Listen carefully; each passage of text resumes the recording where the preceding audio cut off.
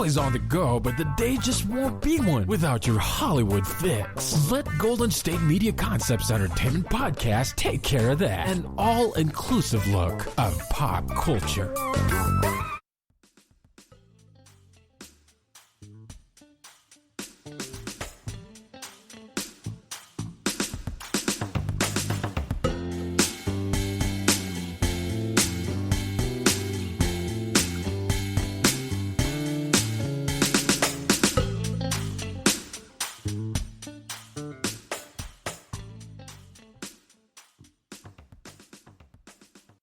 Thank you for tuning in to the GSMC Entertainment Podcast, brought to you by the GSMC Podcast Network. I'm your host, Jessica, and I'm here to spill all the entertainment tea that you just need to know right now. But before we do that, you guys, I am running out of breath. It has been quite an eventful few days here outside of Philadelphia. I have been running around like crazy, so busy, and I'm not used to this. I am used to just being in my sweats and just chilling and just job hunting and not doing much of anything. But lately I have just been a mad woman, and that is because I have a very intense few weeks coming up. This weekend, actually, my dear cousin is getting married. It is going to be a very safe wedding amidst the pandemic. She was originally supposed to get married over the summer in Italy, actually. And unfortunately, as we all know, we cannot even enter that country at the moment. So she is getting married outdoors on a vineyard. So code compliant, everything should be good. We all have some masks. It's going to be beautiful. It's going to be a small wedding. I cannot wait to celebrate with her.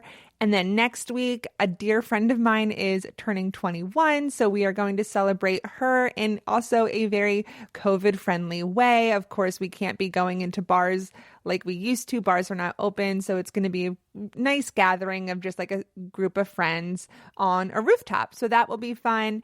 And then the week after that, another cousin of mine is getting married. Again, another outdoor wedding, someone who was supposed to get married. No, wait, actually, I think it was the same. She kept her day. That's right. But she can't get married indoors because of all the restrictions. So she is opting for a backyard outdoor wedding. So that's going to be beautiful. So it's just a lot of running around, kind of getting my stuff together. I'm actually in my cousin's wedding who's getting married this weekend. So, making sure my bridesmaid's dress fits, the shoes.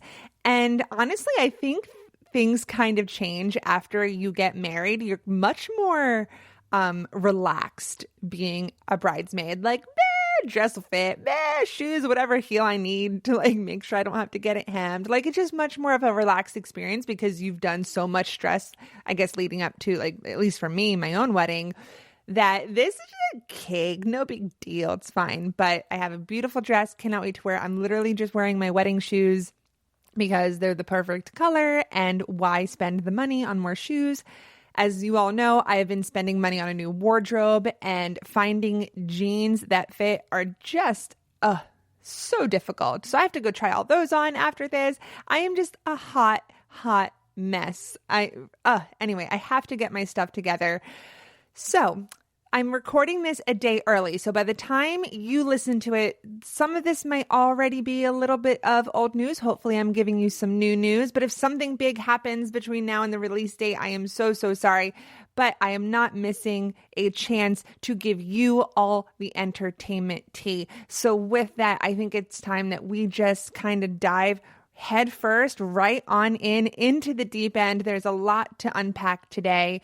We're talking Demi Lovato, we're talking Dolly Parton, Hilary Duff, Schitt's Creek, and I am recapping this week's Dancing with the Stars. So let's just pick up where we left off last episode. So as you recall, we discussed Demi Lovato and Max Eric's split. I have no idea why I am just so obsessed with this hot mess of a story, but it's giving me so much life right now that I will just take what I can get.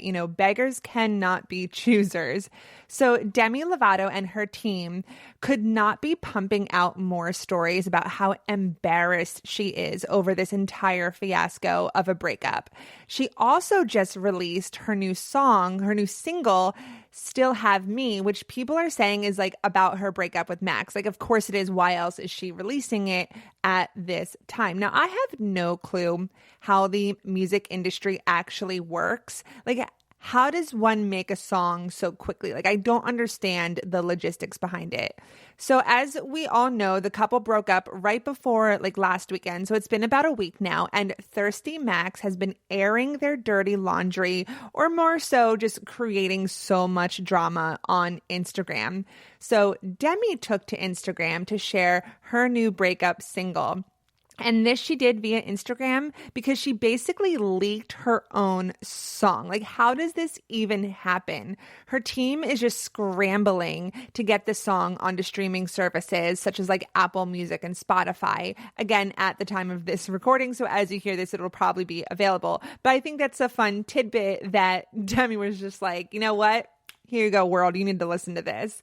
So like, my question is, was this song in the pipeline? Which I think it would have had to be. Like, how do you write and record a song so quickly? I assume a lot goes into song making, music making. I mean, I could be wrong. Again, like I said, I have no idea how the music industry works, you know, in the background.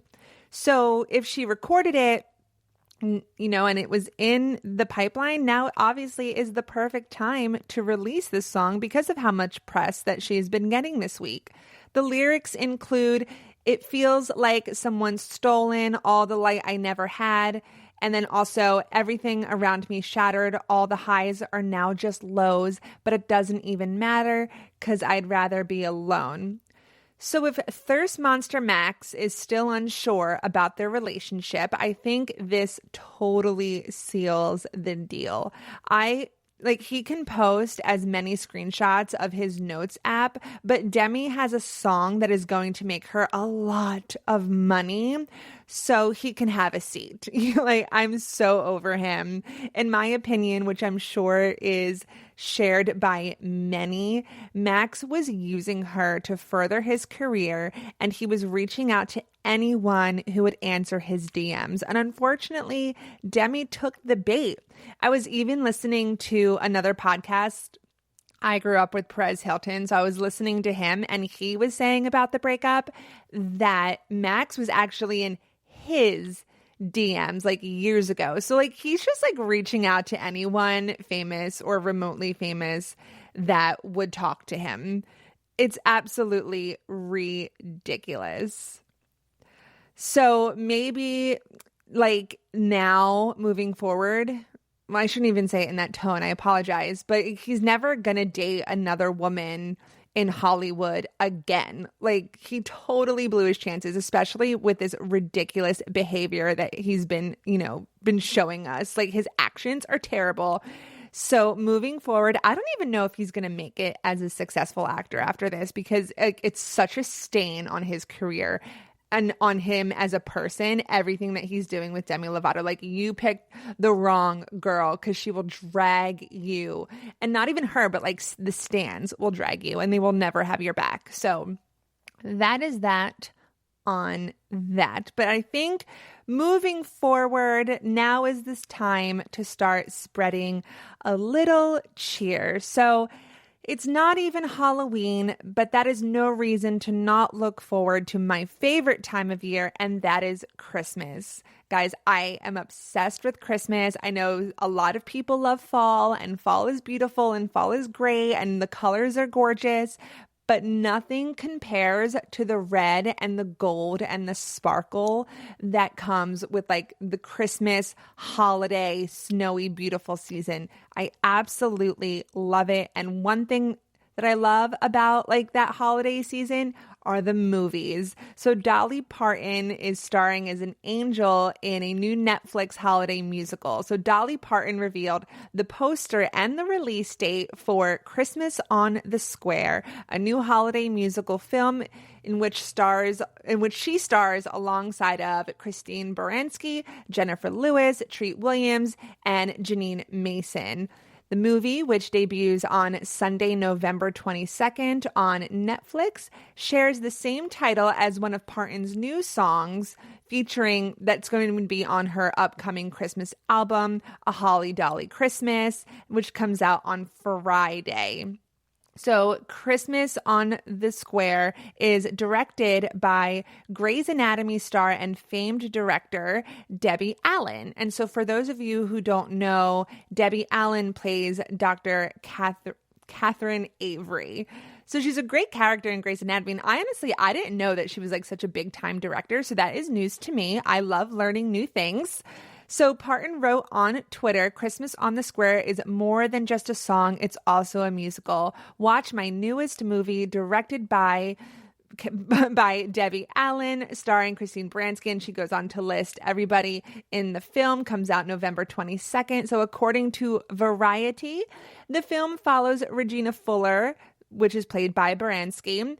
Fuller is like...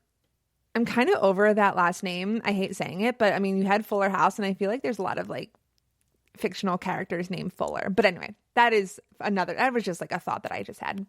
So Regina is a Scrooge-like figure who sets out to evict residents of her hometown after her father's death. Parton plays an angel who breaks through to Fuller and reinvigorates the holiday cheer into the protagonist. So Dolly Parton's upcoming Christmas album is her first in 30 years. Her last one, Home for Christmas, was released in 1990. Now, when I read that part of the article, that it's been 30 years and it was last released in 1990. Like, I really had to sit and look. I'm like, well, that doesn't sound right. Like, I literally stared at my screen and I'm like, so wait, did she have an album? Did she not? Like, is it a single? And then it dawned on me that 1990 was 30 years ago. Like, time is crazy. Anyway, for the album, Dolly Parton collaborated with several other musicians, including Michael Bublé for the single Cuddle Up, Cozy Down Christmas, as well as Jimmy Fallon will also join Dolly Parton for a rendition of Mariah Carey's iconic holiday hit, All I Want for Christmas Is You, a decision that was inspired by an appearance on the host's late-night talk show.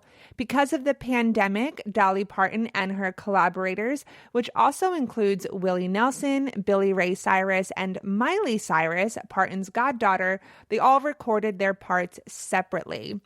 To say that I am excited for this album is an absolute understatement. This album sounds like it's going to be so much fun. And to be honest, I can't say that I'm like the biggest Dolly Parton fan. Like, I don't dislike her at all. That's not the case. But I never really like got into her all too much. But I mean, put yourself in a Christmas movie, come out with a Christmas album, like, sign me up. I will be there front row center. Cannot wait. I love all of the Netflix holiday movies, so I know this one's going to be really good. I mean, these Netflix movies bring me so much joy. Like, they knock it out of the park when it comes to the cheesy factor. I am sure this movie will be delightful, but there's no way it's going to touch my absolute favorite, and that is Christmas Inheritance. A lot of people love A Christmas Prince, which has two sequels. So I guess like there's a sequel and then there's like the third one. There's The Royal Wedding as well as The Royal Baby. Now, A Christmas Prince is good. It's very, very good. It's very entertaining. It definitely touches on everything that makes like these Christmas holiday movies great. But The Christmas Inheritance does not get the credit that it deserves. That movie is so pure. It's so perfect. No one ever mentions it in like their BuzzFeed stories or their roundups of movies that they need to watch. So I am telling you, Christmas Inheritance, when I first watched it a few years ago, when I tell you it was on repeat, it was on repeat.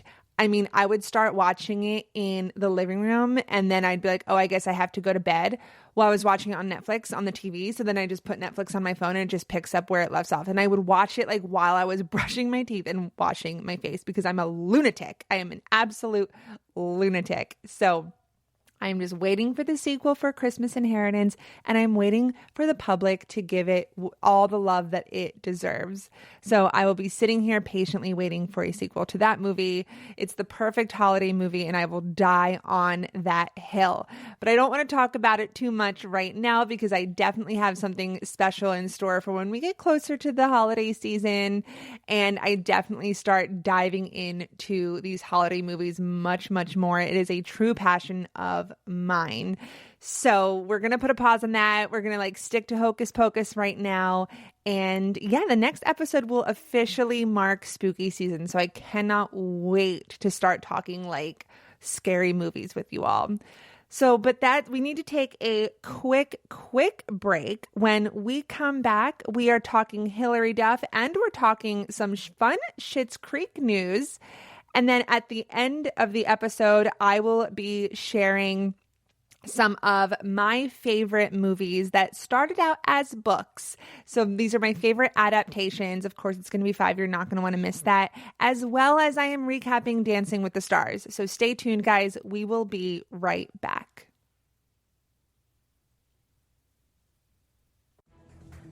Want to find out what movies to go see? Then check out the GSMC Movie Podcast. It's your ticket to the latest movies, whether it's a new blockbuster event, romantic, comedy, or action flick. This show has got it all covered. They talk some what to go see now, don't bother, what's hot on Netflix, and everything in between. That's gsmcpodcast.com/movie-podcast. When it's all about the movies, it has to be this new show. Don't forget to like them on Facebook and follow them on Twitter. Visit gsmcpodcast.com for more info.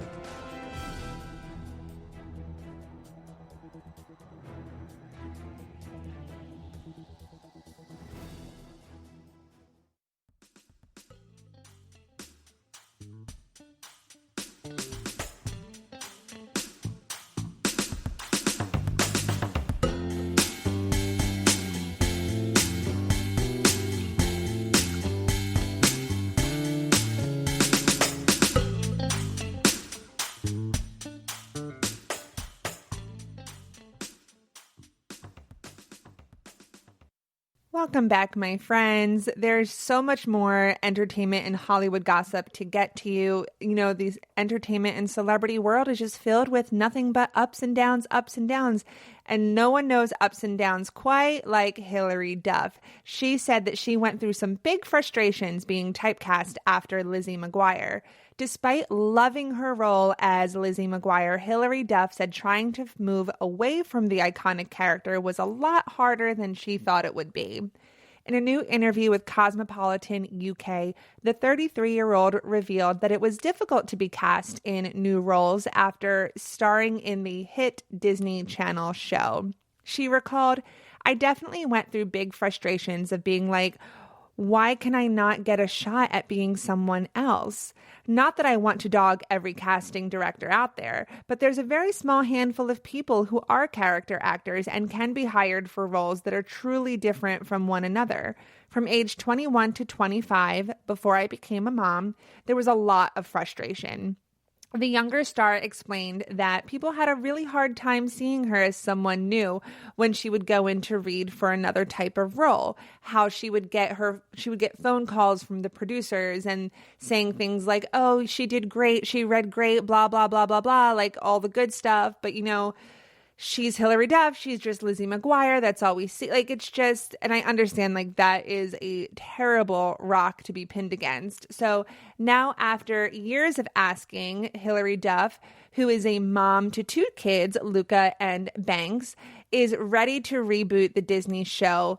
She's finally ready, and fans could not be happier.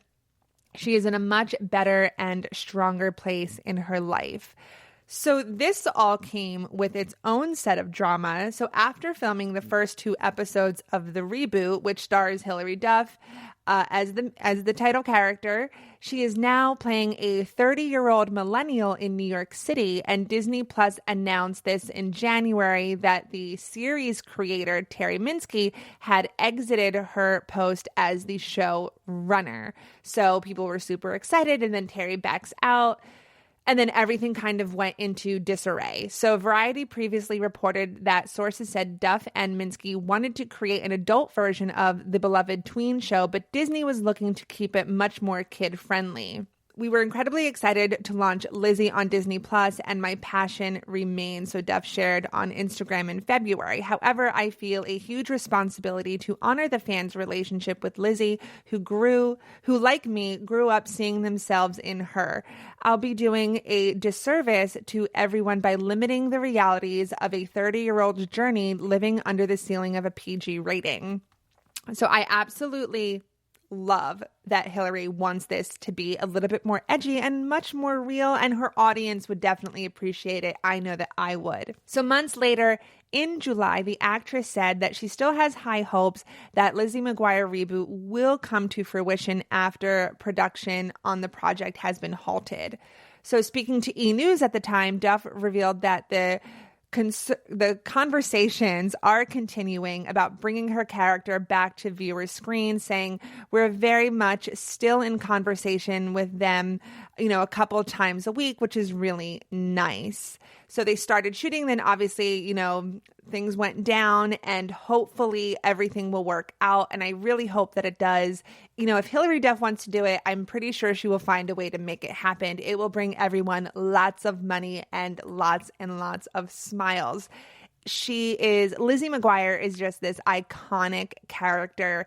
And, it's kind of an honor to be part of like the cultural lexicon, and you're just known to be this person. I understand how it's really difficult, but at the same time, that is going to live on literally forever. So, and not many people can say that they contributed to something like that, which I think she definitely understands more now than she did when she was younger and really trying to make a name for herself. Now she has 2 kids. I think she knows what's important in her life, and, she's ready to settle back into Lizzie. And I'm ready. And listen, if Lizzie wants to travel again and head back to Rome, I would not be upset. Hey now, this is what dreams are made of. Obsessed. But speaking of cultural icons, that brings me to our next story. The Schitt Creek Motel will soon be for sale. I know this isn't a particular celebrity, but that motel is definitely a celebrity in its own right. So if you want to own a piece of television history, there's no time quite like the present. You'll soon be able to place your bid on the Rose family humble and charming abode from the Emmy Award-winning TV show. The owner of the fictional Rosebud Motel is preparing to put the very real property on the market. So Jesse Tipping, the building owner, plans to put the property on the market next month. After the hit show just swept the Emmys, he's confident that it won't stay on the market for very long. He had originally planned to sell the motel earlier this year, but his plans changed due to the coronavirus. In recent months, he has opened the motel up to a local organization that needed space for people to quarantine amid the pandemic. So it's very, very, very nice. So the once functioning motel in Orangeville, Ontario, which is about an hour west of downtown Toronto, the property has recently gained fame as the rundown motel in the fictional town of Schitt Creek, where the Rose family, as we all know, played by Dan and Eugene Levy, Catherine O'Hara, and Annie Murphy, land after losing their fortune in the show's pilot. The series first premiered back in January of 2015, and Tipping says that fans from across the world have come in droves to lay their eyes on the property ever since. He said, "We just kind of let them enjoy it because if they're not bothering anybody, people really get a kick out of it. They're always happy to see the place." Tipping is the president of the Athlete Institute Basketball Academy in Orangeville and Orangeville Prep, one of the country's most successful basketball prep schools.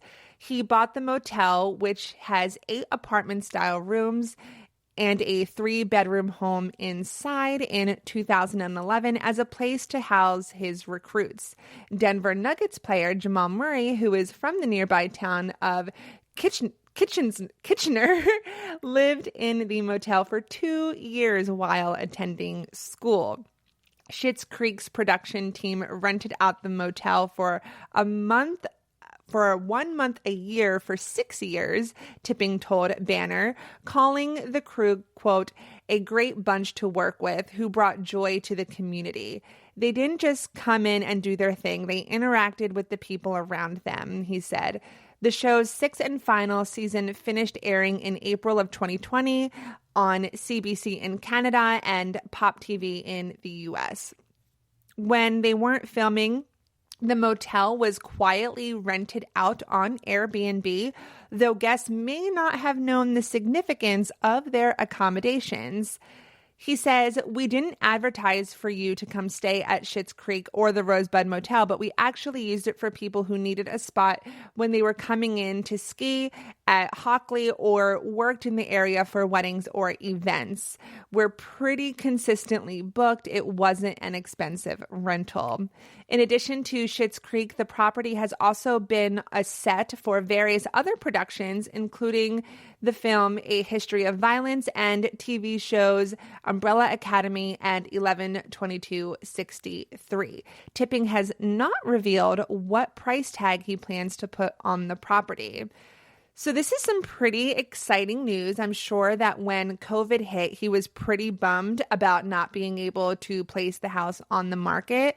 But now with those Emmy wins, like, I'm sure the value of this property is absolutely going to skyrocket. So I'm sure with this like little tidbit of information, people now know it's for sale. They have their eye on it. You know, they don't have to commit, you know, they can kind of gauge in their own heads like how much it's going to be. I have no idea what it's going to be worth. I mean, you're going to have to get the girls from Selling Sunset to figure that one out. But yeah, I have no clue. I think it would be fun, and I don't think this is going to happen, but I think it'd be fun if like Dan Levy bought it and kind of kept it as a keepsake and just rented it out and used it as an income property. He would make so much money, and who knows, maybe he can start his own little Rosebud empire, just like the show. So who knows? Who knows? So that is that on that, guys. Next, we have Dancing with the Stars recap. I don't know if you have been watching, but I have. The dancing is so much fun. I cannot wait to recap this with you. And then at the end of the episode, I am talking about my favorite film adaptations, well, book adaptations. So some books that I've read that I really love that were turned into movies that I also really, really, really love. And I want to share that with you. So stay tuned, guys. We will be right back. Tired of searching the vast jungle of podcasts? Now listen close and hear this out. There's a podcast network that covers just about everything that you've been searching. Hey! The Golden State Media Concepts Podcast Network is here. Nothing less than a podcast bliss with endless hours of podcast coverage. From news, sports, music, fashion, cooking, entertainment, fantasy, football, and so much more. So stop lurking around and go straight out to the Golden State Media Concepts Podcast Network. Guaranteed to fill that podcast itch. Whatever it may be. Visit us at www.gsmcpodcast.com. Follow us on Facebook and Twitter, and download us on iTunes, SoundCloud, and Google Play.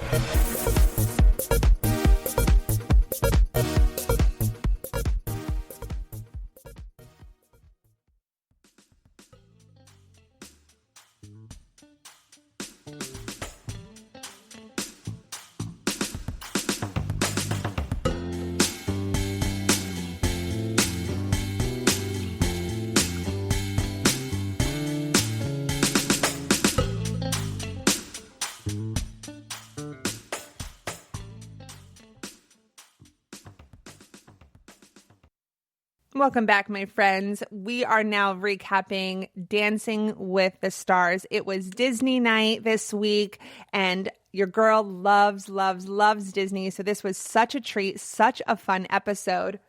As you know, I am old school, so I take all of my notes down on paper and I don't put them onto a computer or onto a screen. So you're going to hear the papers flip during this segment.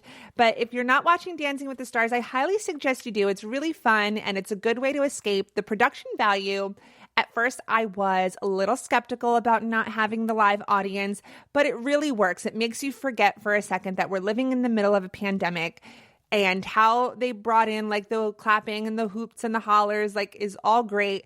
The set looks phenomenal. It's a really good time. You definitely forget that we are in the middle of a crisis. So if you need some sort of escapism, Dancing with the Stars will do it. Now it does run a little long, so watching it on live TV with the commercials can be a little infuriating, but don't worry, if you have Hulu, you can catch it the next day. So let's just get right into it. It was a wonderful episode. Like I said, it was Disney night. This kind of comes on some sad news, as around this week it was also announced that Walt Disney World will be laying off 28,000 of its employees due to the pandemic. So that's very, very sad. So my heart goes out to all of you who are going through this and who work for the parks. This is absolutely terrible what's happening, and it's very sad. But like I said, escapism. So let's dive in to Dancing with the Stars. So first we had Sky Jackson. When she started on the first episode, she was slated to win. Everyone loved her. She was great. And I don't know if it is the nerves or if it's just the grueling routine, but she's not scoring as high. She still did a great job. So she danced the jive to Princess and the Frog.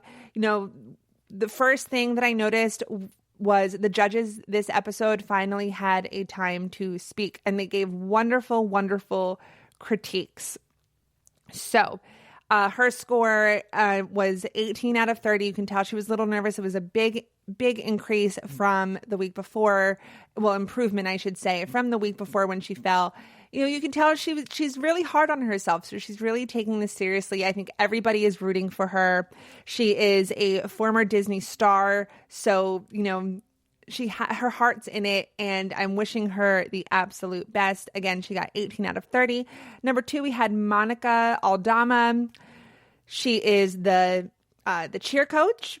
So she did the Viennese waltz to Part of Your World from The Little Mermaid. I love Prince Eric. I love The Little Mermaid. It's so good. She did so well. She is getting better every week, and that is the point of the show. You want to show improvement, and that is exactly what she is doing. Her dance was absolutely breathtaking. There was this beautiful spin at the end.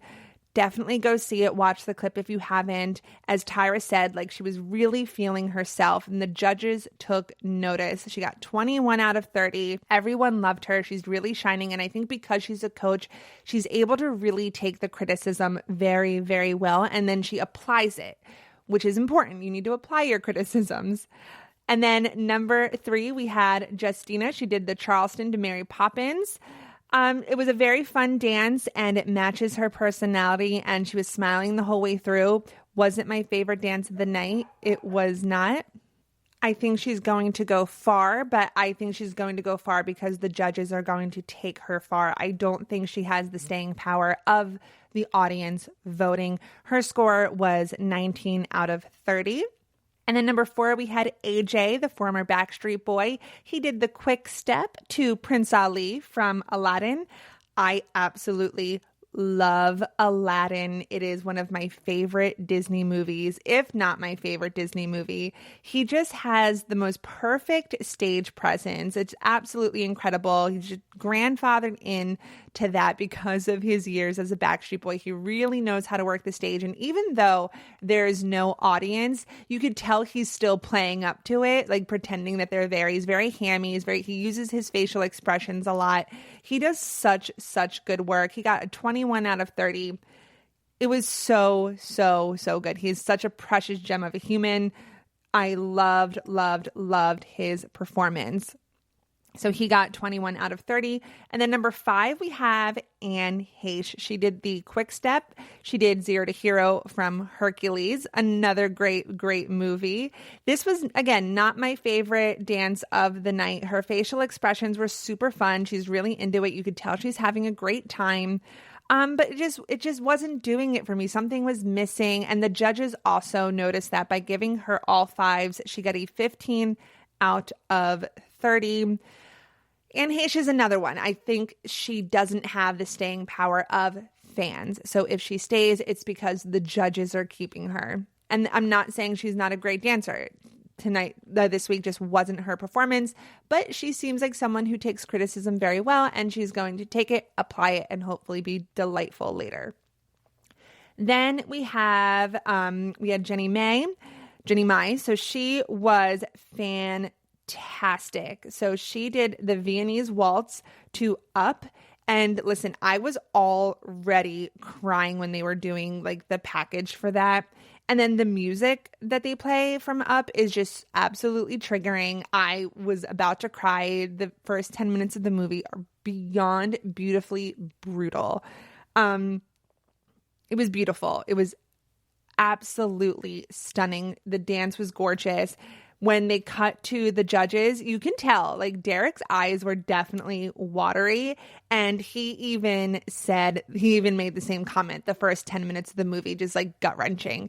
And it was probably the music was a little triggering for him too. Like I've never been triggered by music from a movie, and the music from Up absolutely does it to me. It like my chest gets tight and I'm just like, oh my God.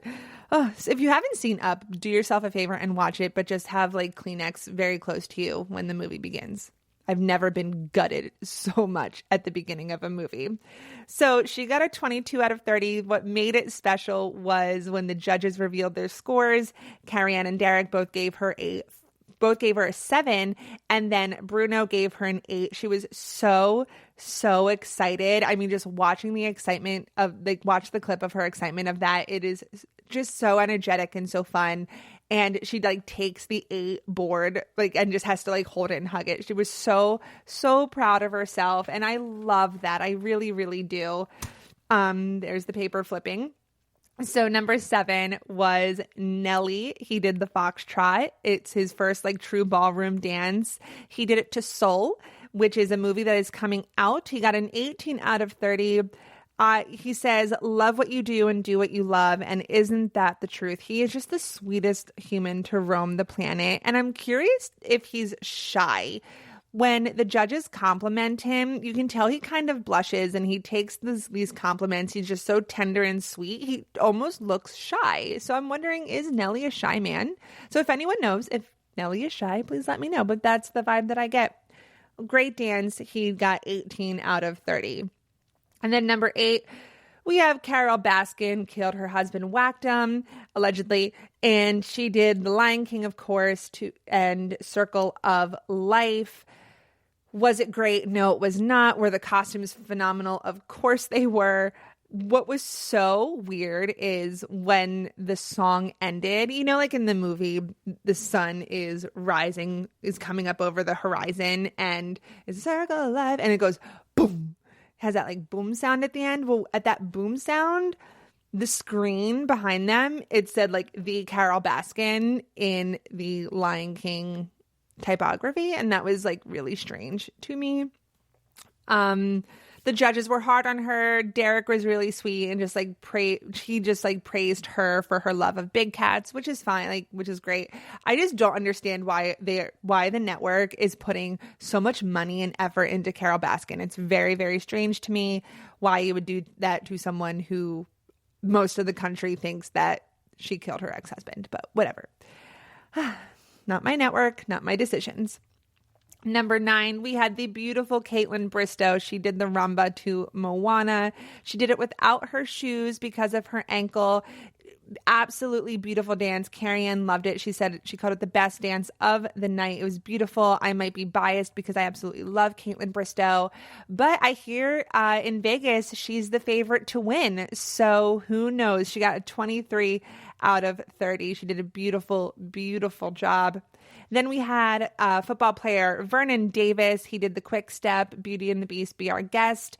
He was dressed as Lumiere, which is delightful. He is probably one of the best characters in the movie, but his partner wasn't dressed as a feather duster, and that was such a missed opportunity. I was super bummed. If I was judging points off for that, he got 22 out of 30, a great, great score. The judges really love him, and I think the audience really loves his energy as well.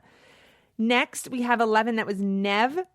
So he did the Argentine tango to Pirates of the Caribbean, and he did it in character. Now, I do not like Pirates of the Caribbean. I'm not a fan of the franchise. I'm not a fan of Johnny Depp, and so therefore I am not a fan of Jack Sparrow. But I think he might make it to the end. I think he will be the top two. It'll be between him and Caitlin Bristow. That is my guess. I'm calling that. He is super likable. The judges absolutely love him. The fact that he was able to stay kind of like his upper body in character and his waist down, like just hitting all the steps pretty perfectly was so fun to watch. Listen, like I said, I don't like Jack Sparrow and he made me a believer. So take that as you'd like. And then we had Johnny Weir. He is one of those people that you have to say the full name. He did the rumba. He did Reflection from Mulan. Side note, Christina Aguilera's voice is just sickening. It is so good. What a powerhouse. We need more music from her, especially just like ballads. Like she just does ballads so well. It was absolutely stunning. Now, I know nothing about dance at all. I can't tell you anything about it. I really can't. I did ballet for like a second when I was 4, and that's about it.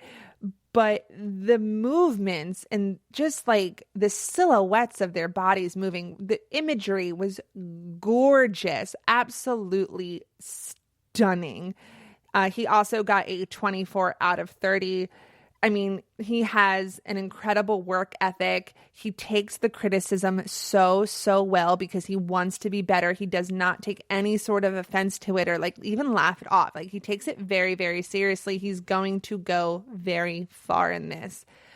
Then we have John Metcalf. He did the jive to Newsies, King of New York. Love the Newsies. I think everyone in my age group absolutely loves the Newsies. It's like this weird like cult thing. Like I never really knew a lot of people who watched the Newsies growing up, but as an adult, everyone suddenly loves the Newsies. You just find out this about a person. So he did the Newsies. Again, like it wasn't that great to me. It wasn't my favorite of the night. He got a 20 out of 30. It was just like, there were some things about it I liked, something I didn't. Something just felt a little disconnected from the performance. And then finally we had Chrishell. There's so many people, like I keep forgetting. I kept thinking like, oh, this is done. I'm like, oh, of course we need Chrishell. So she did the waltz to Cinderella, A Dream is a Wish Your Heart Makes. And it was gorgeous. It was beautiful. Like, the midnight ball, like the midnight bell at the very end when they're about to kiss, and like Gleb is just like, oh my God. Gleb is beautiful, by the way. I mean, he looks like a real life Prince Eric.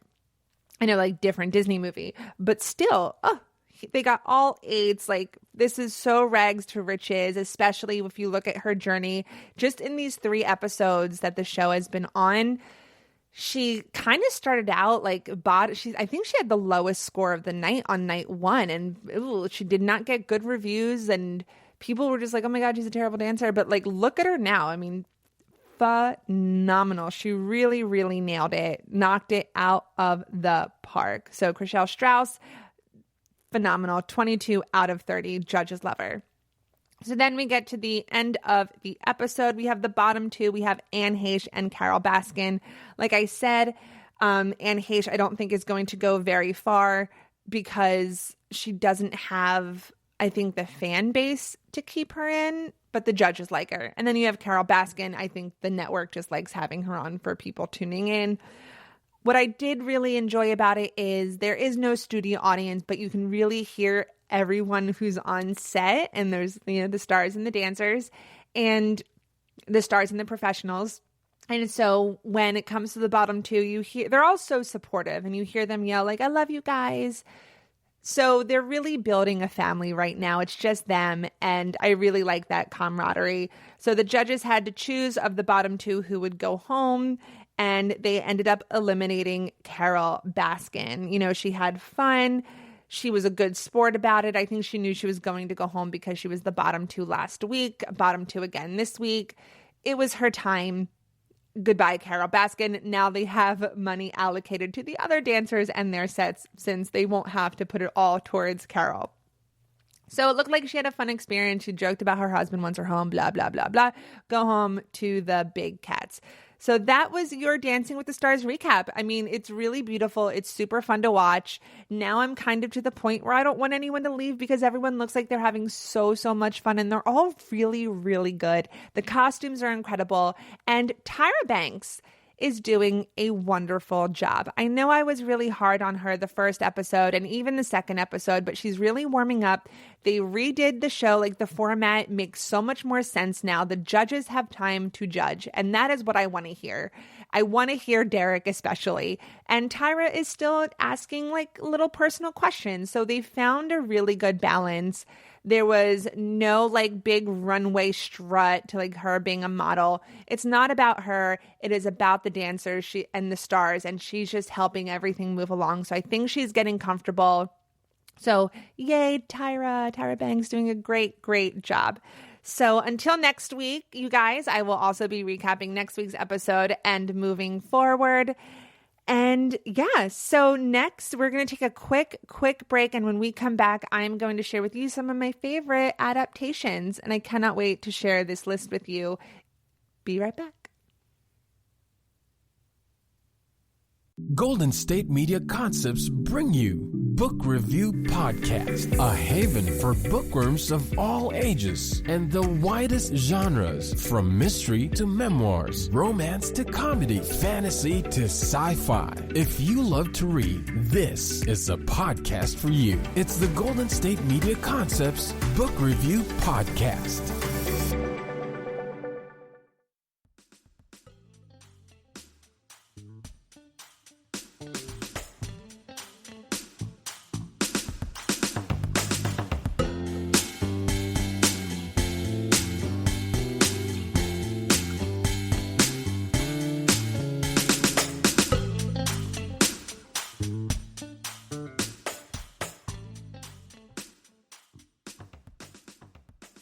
Welcome back, my friends, and welcome to my favorite part of the podcast. And this is where I share something about myself so you guys can get to know me a little better. This is where I share some of the things that I love about Hollywood and celebrities and entertainment and books, and also some of the things that I don't love. But today it is things that I love. So we are in a good place. We are happy. We're in a good mood. So I took a BuzzFeed quiz that told me what book I should read next. The title is A Cuban Girl's Guide to Tea and Tomorrow by Laura Taylor Namey. It sounds like a bit of a teen rom-com, but listen, I will take any book about travel since I can't go anywhere right now. So if I'm being totally honest with you guys, I originally was going to make a list of movies that inspire wanderlust. But then when I really started thinking about it and really looking at the movies that I would have chosen, I got really sick to my stomach. There's a travel ban in place and I have no idea when it's going to be lifted. I want nothing more than to go to Italy right now and to sit here and talk about travel movies and like talk to you about Under the Tuscan Sun, which would have been on the list. Just makes me sick because I can't go. I can't experience that. And no, I don't want to watch other people do it because I'm bitter and I'm angry. So instead, I decided to share some of my favorite books that turned into movies. So this is in no particular order because I love them all. This is definitely a stream of consciousness kind of thing that I was thinking about. So it might actually go from my favorite to least favorite because I listed it as these were the first things that came to my mind. So the first thing that came to mind that I absolutely love is Fight Club. So this 1999 American film directed by David Fincher and starring Brad Pitt, Edward Norton, and Helena Bonham Carter is based on the 1996 novel of the same name by Chuck Palahniuk.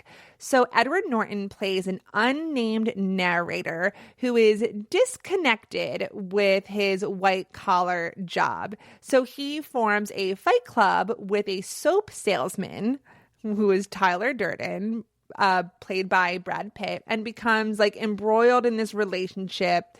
And then he gets together with this destitute woman, Marla Singer, played by Bonham Carter. This is a movie that had a huge impact on how I think and how I view the world. Whether that is good or bad, that is still definitely up for debate. So Fight Club examines Generation X angst as, the middle children of history. So Norton said it examines the value conflicts of Generation X as the first generation raised on television. This generation had its value system largely dictated to it by advertising culture. It was one of the things that you'd achieve. Like, you needed things to make you happy. So your happiness came from your home furnishings, for example. Your happiness came from the car that you drive and the clothes that you wear. So his character walks through his apartment while these visual effects pop up that identify how many of his furnishings come from IKEA. So Fincher described the narrator's immersion at, it was just the idea of living in this fraudulent idea of happiness. Fight Club is a metaphor for the need to push through the walls we put around ourselves and just kind of go for it. So after watching this movie, I immediately read the books, and I was delighted to find out that they were so similar. So I watched the movie first, then I read the books. I had no idea who Chuck Palahniuk was. At the time, I didn't even know it was based off of a book. I read the book, and I was just delighted to find that the two were so similar. Oftentimes, one is generally better than the other. For the main difference that I found between the book and the movie is the book had much more specific cultural references, for example, using actual titles of magazines, where the movie just legally could not do that. And that was really it. Other than that, a lot of stuff was true to the book, and I ended up loving the book so much and loving Chuck Palahniuk that I went out and bought a bunch of his other books and kind of kept up when he had new books coming out. He writes in what he refers to as a minimalistic approach. So his writings include a limited vocabulary and short sentences to mimic the way that the average person who is telling a story would speak, which I think is really interesting. So it makes reading his books very, very simple. The sentences are very logical. Other books of his that I love that you should read are Survivor, Invisible Monsters, which is a wild, wild ride, Choke, Lullaby, and Diary. So his later stuff are kind of these takes on horror stories, but these books really examine human nature, and they're fascinating, fascinating reads. Like I said, it really shaped how I think and how I view the world, which is a little disturbing, but kind of realistic, I guess. So next on the list, and the second thing to come to my mind as a favorite, is The Green Mile. So this is another gem from 1999. This is essentially a fantasy drama film written and directed by Frank Darabont, who also did The Shawshank Redemption, and it's based on Stephen King's novel of the same name. It stars Tom Hanks as a death row corrections officer during the Great Depression who witnesses supernatural events that occur after an enigmatic inmate is brought to his facility, played by Michael Clark Duncan. I have read a few Stephen King novels that were made into movies. Another favorite of mine is Firestarter, which stars an 8-year-old Drew Barrymore, if you could believe it.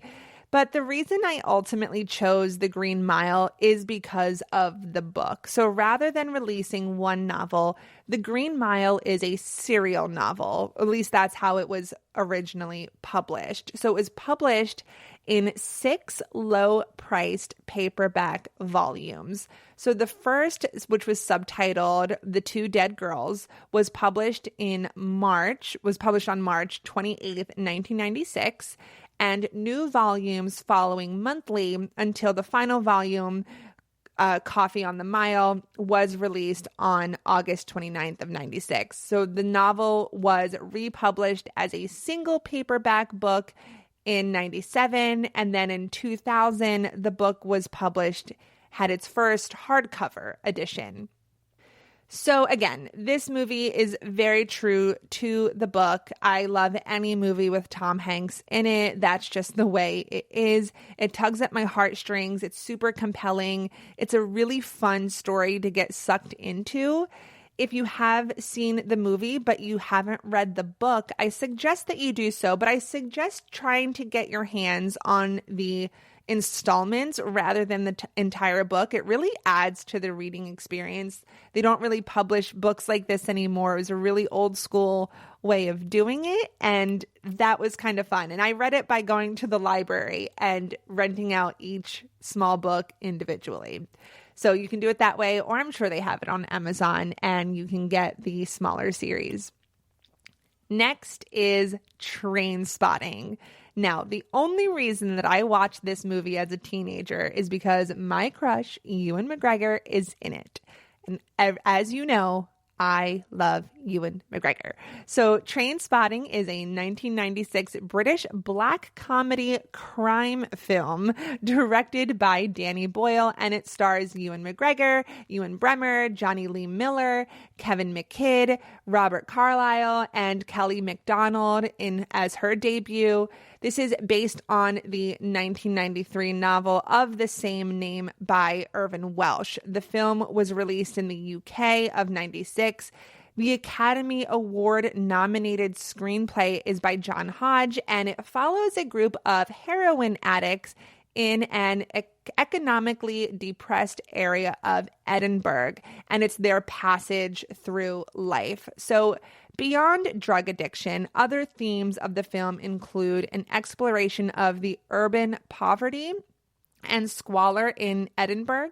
This was another instance of, I watched the movie, now it's time to go read the book. Now, the book is structured very differently than the movie. So John Hodge really had to comb through this book to create the screenplay, but I think he did a really phenomenal job. The novel is split up into seven sections. The first 6 contain multiple chapters of varying length and differing focuses. So the novel's origins in its short fiction are still available through no segment or chapter is wholly independent from the others. So they're kind of these it reads more like a bunch of short stories. So a majority of the stories are narrated by the novel's central protagonist, Mark Renton, Ewan McGregor. Each character narrates differently. So it's a rough read. I'm not going to lie. It's similar to Stream of Conscience or representative of psychological realism. So for example, Spud, who's a character, will refer to people internally as cats. And Sick Boy, another character, will occasionally entertain an inner dialogue between himself and Sean Connery. Very strange. Characters narrated by Renton are written in the Scots dialogue, so everything is spelled phonetically. So if you're reading it, you're reading in this Scottish dialect accent. So it's a challenge to grasp. But all in all, I've never really read anything like it. I am glad that I read it. I'm glad that I have the book. There is, there's totally a reason for its cult following and why the film has such critical acclaim. I believe it has as high as a 91% on Rotten Tomatoes. But anyway, it's a difficult read because it's a little all over the place. But if you can handle it and you can handle reading the dialect, it took me a long time. It took me a long time to read because I'm just not used to reading that style of writing. It's very good. If you want to just watch the movie, just cut to the chase, go do that too. Next, Sherlock Holmes. So this is just an umbrella term because I generally love everything Sherlock Holmes. So Sherlock is a fictional private detective created by British author Sir Arthur Conan Doyle.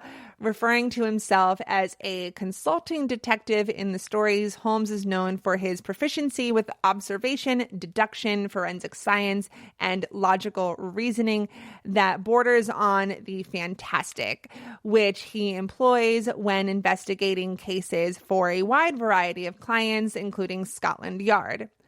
Do I love the 2009 adaptation with Robert Downey Jr. and Jude Law, directed by Guy Ritchie? Of course I do. Sherlock Holmes received mostly positive critical reaction, with praise for its story, action sequences, set pieces, costume design, Zimmer's musical score, and Downey's performance as the main character, winning Robert Downey Jr. the Golden Globe Award for Best Actor in a Musical or Comedy. The film was also nominated for 2 Academy Awards, Best Original Score and Best Art Direction. The sequel, Sherlock Holmes: A Game of Shadows, was released in December of 2011, and the third is scheduled for December 2021. So Dexter Fletcher is supposed to be directing it. I have no idea if all of this is still happening due to COVID. I know there has been a lot going on with the release of this film. I'm really hoping it comes out, and I know that I will love it. But I don't even think we can go to theaters. I have no idea what's happening. I'm going to have to do a lot more research on that. But I love it, and I cannot wait to see it. But we can't talk about Sherlock Holmes adaptations without mentioning the BBC smash hit Sherlock. The British crime television series is obviously based on the detective stories.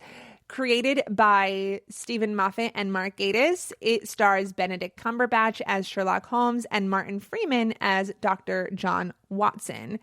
If you haven't watched the series, check it out on Netflix. It's all there for you. It was released in 4 series or seasons, and each consists of 3 episodes. But fear not, each episode is an hour and a half long. I first watched the series in college, and one night before bed, I was like, oh, you know what? I hear this is good. I'm going to put it on. And I put it on my laptop, and I didn't pay any attention to how long the episode was.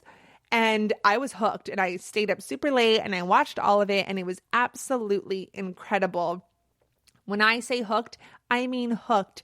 Such a fan that a few years ago, my friends and I decided to do cosplay, and we went to Comic-Con as characters of the show. It was so much fun. But this series really put Benedict Cumberbatch on the map. He has skyrocketed to fame, and for good reason. He is the perfect Sherlock Holmes, devoid of emotion and yet at the same time full of heart. I am actually going to watch the new movie on Netflix, Enola Holmes, so I will report back on that probably in my next episode. I love watching new things on Netflix. And finally, Pride and Prejudice. I know. It's the book that you had to read in English class, and you probably hated it, and you probably went into it kicking and screaming, and maybe you just read the Cliff Notes versions. But Pride and Prejudice has engendered numerous adaptations. It's so good. But I'm talking about the really, really good one, the 2005 film with Keira Knightley. So the romantic drama was directed by Joe Wright, and it was his directorial debut, and he just knocked it out of the park. So the novel follows the character development of Elizabeth Bennet. She is the dynamic protagonist of the book who learns about the repercussions of hasty judgments and comes to appreciate the difference between superficial goodness and actual goodness. And its humor lies in its very honest depiction of manners, education, marriage, and money during the Regency era of Great Britain.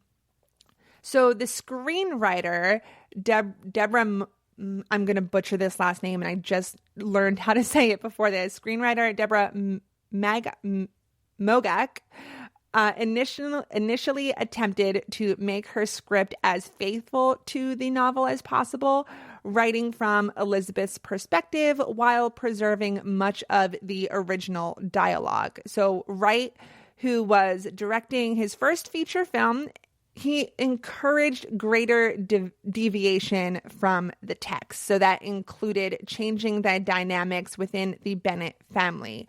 Wright and Deborah set the film in an earlier period and avoided depicting a perfectly clean Regency world. So instead, they presented a muddy hem version of the time. So this is the adaptation that has the famous scene of Mr. Darcy, which was played by Matthew Macfadyen, as he is walking through the foggy field at dawn, and it is somehow the most romantic cinematic moment of all time. You can go on TikTok right now and go watch. People are obsessed with that scene, and it's worth it. Totally, totally worth it. So yes, there's some deviations from the book, but that's why it's an adaptation. It's still so, so good. Keira Knightley's in it. She's fantastic. She really draws the audience in, but then Matthew Macfadyen keeps us in. So guys, that is it. I need to wrap up. I have so much to do. I have so much to get ready for. I will be coming back to you next week. Until next time, guys, I'm Jessica, and thank you for listening to the GSMC Entertainment Podcast, brought to you by the GSMC Podcast Network. I would like to ask you to please, please, please remember to subscribe to the show and write a beautiful, glowing review. You know, that really helps me out. That really helps us out. And if you could please follow us on Facebook, Twitter, and Instagram, I would really, really appreciate it. Guys, thank you so much. Have a great morning, noon, night, afternoon, day, whenever you are listening to this podcast. I will see you next time. Bye-bye.